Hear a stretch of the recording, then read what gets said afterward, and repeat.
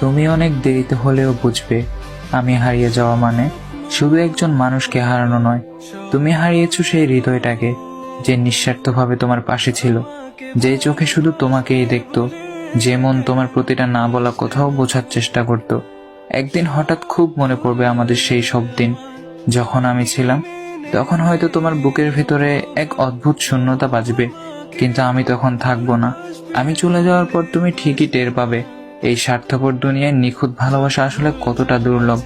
ভালোবাসার অভাবে, অনুভবের দারিদ্র্যে তুমি ধীরে ধীরে পুড়ে যাবে।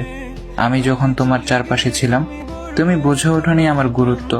অথচ আমি হারিয়ে গেলে, হয়তো একদিন বাতাসের হঠাৎ নিঃশ্বাসে, মেঘের বিষণ্ণতায়, নদীর একাকিত্বে বা পাহাড়ের নিস্তব্ধতায় তুমি আমাকে ঠিকই খুঁজে পাবে। কিন্তু সে পাওয়াটা হবে শুধু অনুভবে, বাস্তবে নয়। তখন হয়তো মনে হবে, ইস, যদি আর একবার সময়কে পেছনে নেওয়া যেত। কিন্তু সময় তো আর কারোর জন্য থেমে থাকে না। মানুষ যখন চুপচাপ সরে যায়, তখন সে আর আগের মতো ফেরে না। তুমি বুঝবে ঠিকই, খুঁজবেও ঠিকই, কিন্তু আমি আর ফিরবো না।